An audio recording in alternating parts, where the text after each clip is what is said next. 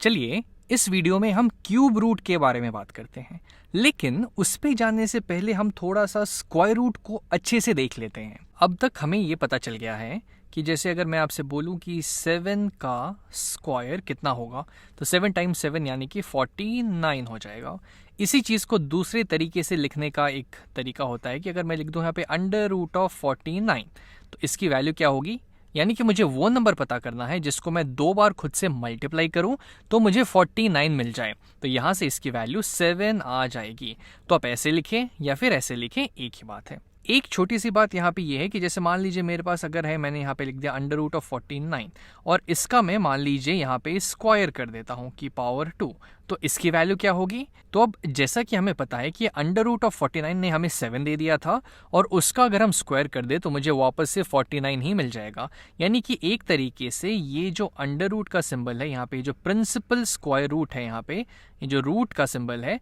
वो और ये स्क्वायर पावर 2 दोनों आपस में कैंसिल आउट हो जाएंगे और मुझे सिर्फ अंदर वाली पॉजिटिव चीज़ 49 मिल जाएगी। और पॉजिटिव चीज़ से मुझे ये याद आया कि इस बात का हमें हमेशा ध्यान रखना चाहिए कि ये इसके अंदर जो भी चीज़ आ रही है वो हमेशा पॉजिटिव हो, क्योंकि अभी तक चूंकि हमने कॉम्प्लेक्स नंबर या फिर इमेजिनरी नंबर जो हम हायर क्लासेस में पढ़ेंगे वो सब जब हम देखेंगे तब हमें पता चलेगा कि अंदर नेगेटिव नंबर्स होते हैं या नहीं। अभी के लिए हमने जितना भी अभी पढ़ा है उसके अकॉर्डिंग हमें सिर्फ ये मान के चलना है कि स्क्वायर रूट के अंदर हमेशा पॉजिटिव वैल्यू होती है और जो भी इसकी वैल्यू आती है वो हमेशा पॉजिटिव ही होती है, क्योंकि ये हमेशा पॉजिटिव स्क्वायर रूट की हम यहाँ पे बात करते हैं। तो खैर ये तो थी स्क्वायर रूट की बात। इस वीडियो में हम क्यूब रूट और क्यूब की बात करते हैं, लेकिन ये स्क्वायर रूट का आइडिया आया कहाँ से, इसके बारे में अगर मैं बात करूँ तो जैसे कि मान लीजिए मेरे पास एक यहाँ पे कुछ एक स्क्वायर है, एक स्क्वायर अगर मेरे पास हो और मैं आपको बोलता हूँ कि इसका यहाँ पे ये साइड 7 है, ये भी 7 है, ये साइड इसके 7 है, तो इसका एरिया क्या हो जाएगा। तो 7 टाइम्स 7 यानी कि 7 का स्क्वायर जिसकी वैल्यू 49 आ जाएगी। अब अगर मैं उल्टा बोलूँ कि मान लीजिए मेरे पास एक यहाँ पे स्क्वायर था और इसका एरिया कुछ मान लीजिए 36 था, 36 इसका एरिया था, तो इसके साइड्स क्या होंगे। तो यहाँ हम इसको इस 36 का अंडर रूट ले लेंगे, यानी कि हमको ऐसे दो चीज़ चाहिए जिनको हमने मल्टीप्लाई करके 36 बनाया, तो यहाँ पे आ जाएगा 6 और ये भी हो जाएगा 6। उसी तरीके से मान लीजिए मेरे पास एक ऐसा रहता कोई भी स्क्वायर जिसका यहाँ पे एरिया होता x, तो इसके जो साइड्स होते हैं वो हो जाते मेरे अंडर रूट ऑफ x और अंडर रूट ऑफ x, क्योंकि रूट x और रूट x को मैं मल्टीप्लाई करूंगा तो मुझे x मिल जाएगा। अब सेम लॉजिक से अगर हम क्यूब की तरफ जाएं, जैसे कि मान लीजिए मेरे पास एक यहाँ पे एक क्यूब है, एक परफेक्ट क्यूब, एक कुछ क्यूब मैं यहाँ पे बना देता हूँ आपके लिए, एक सुंदर सा क्यूब है यहाँ पे और इसकी साइड हमें दी हुई है मान लीजिए 2, 2 और 2, तो इसका वॉल्यूम क्या हो जाएगा, तो हो जाएगा 2 टाइम्स 2 टाइम्स 2 यानी कि 2 की पावर 3 और इसकी वैल्यू 8 आ जाएगी। लेकिन अगर मैं अब आपको एक क्यूब दूँ और मैं आपको बोल दूँ कि साइड देने के बजाय यहाँ पे हमें इसका वॉल्यूम दिया हुआ है और हमसे कह दिया गया है कि इसका वॉल्यूम है 8, तो अब इसका साइड क्या होगा। तो एक्चुअली में मान लेते हैं इसका साइड कुछ x होता, ये भी x होता, ये भी x होता, तो उस तीनों x को मैंने मल्टीप्लाई किया था तब मुझे 8 मिल गया। यानी कि मैं यहाँ पे अगर 8 का क्यूब रूट ले लूँ, और क्यूब रूट को हम ऐसे शो करते हैं, ये स्क्वायर रूट वाला सिंबल, लेकिन थोड़ा सा इसको अलग बनाने के लिए हम यहाँ पे एक छोटू सा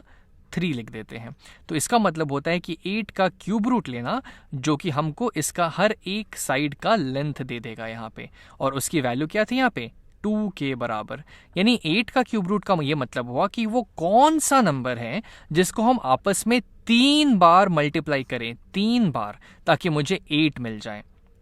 उसी तरीके से मान लीजिए मेरे पास होता कुछ 27 और इसका मुझे यहाँ पे क्यूब रूट लेना पड़ता, क्यूब रूट यानी यहाँ पे मैं 3 लिख देता हूँ। तो इसका मतलब होता है कि वो कौन सा ऐसा नंबर है जिसको मैं 3 बार खुद से मल्टीप्लाई करूँ तो मुझे 27 मिलेगा। तो अगर मैं 2 की बात करूँ तो 2 2 4, 4 2 8 होता है, लेकिन मैं 3 की बात करूँ 3 टाइम्स 3 टाइम्स 3, तो 3 3 होता है 9 और 9 3 27, यानी कि 27 का जो क्यूब रूट है वो हो जाएगा मेरा 3 के बराबर। अब एक क्वेश्चन मेरे दिमाग में ये आ सकता है कि जैसे हमने ये स्क्वायर रूट में देखा था कि हमने बोला था कि ये हमेशा पॉजिटिव ही होगा, लेकिन क्या क्यूब रूट में भी ये बात सही होगी? जैसे कि मान लीजिए अगर मैं आपको बोलूं कि क्यूब रूट ऑफ मान लीजिए यहाँ पे मैं लेता हूँ -64, इसका मुझे यहाँ पे क्यूब रूट पता करना है, तो क्या ये सही बात है? क्या मुझे कोई वैल्यू मिल पाएगी यहाँ पे? तो चलिए इसको सोचते हैं। ऐसा क्या कोई नंबर मिलेगा मुझे जिसको मैं 3 बार आपस में मल्टीप्लाई करूं तो मुझे -64 मिल जाए? तो मुझे पता है कि अगर मैं नेगेटिव चीज़ को, कोई भी नेगेटिव चीज़ को अगर ऑड टाइम्स में मल्टीप्लाई करता हूँ तो मुझे नेगेटिव ही मिलता है, और 3 यहाँ पे एक ऑड वैल्यू है। और यहाँ पे ये जो स्क्वायर रूट था, एक्चुअली में अगर आपको इसको और अच्छे से शो करना हो तब आप इसके ऊपर यहाँ पे एक छोटा सा 2 लिख सकते हैं, लेकिन लिखने की ज़रूरत नहीं होती, क्योंकि अगर यहाँ पे 2 नहीं लिखा हुआ है, यहाँ पे कुछ लिखा ही नहीं है, सिर्फ ये रेडिकल साइन बना हुआ है, तो इसका मतलब हो जाता है स्क्वायर रूट। लेकिन क्यूब रूट को शो करने के लिए हमको यहाँ पे एक छोटा सा 3 लिखना होता है, ताकि हम इसमें और इसमें अलग अलग बता पाए कि हाँ दोनों में हम अलग अलग चीज़ें कर रहे हैं। तो अगर मैं -64 की बात करूँ तो मान लीजिए मैं यहाँ पर ले लेता हूँ कुछ -4, इसको मैं 3 बार खुद से मल्टीप्लाई कर देता हूँ, -4 और -4। अब -4 टाइम्स -4 होता है 16, और 16 टाइम्स -4 मुझे दे देगा -64। यानी कि ये जो है यहाँ पे क्यूब रूट ऑफ -64, इसकी वैल्यू जो होगी वो हो जाएगी -4 के बराबर, क्योंकि -4 को मैंने 3 बार आपस में मल्टीप्लाई किया तो मुझे -64 मिल गया। तो क्या इसका कोई तरीका होता है, मतलब और कोई तरीका है इसको फाइंड करने का? जैसे मान लीजिए मैं अगर थोड़ा सा बड़ा नंबर ले लूँ, जैसे कि मान लीजिए मुझे क्यूब रूट फाइंड करना होता 125 का, तब मैं क्या करता? तो मैं यहाँ पे सबसे आसान तरीका, मुझे एक चीज़ ये दिख रही है कि मैं इसको प्राइम फैक्टराइज कर देता हूँ। जैसे 125 होता है 5 टाइम्स 25, और फिर 25 होता है 5 टाइम्स 5, यानी कि क्यूब रूट ऑफ 125 को मैं लिख सकता हूँ 5 टाइम्स 5 टाइम्स 5, तो ये हो जाएगा क्यूब रूट ऑफ 5 का क्यूब, और इसकी वैल्यू फिर से 5 आ जाएगी, यानी कि क्यूब रूट ऑफ 125 जो है हमारा 5 के बराबर हो जाएगा।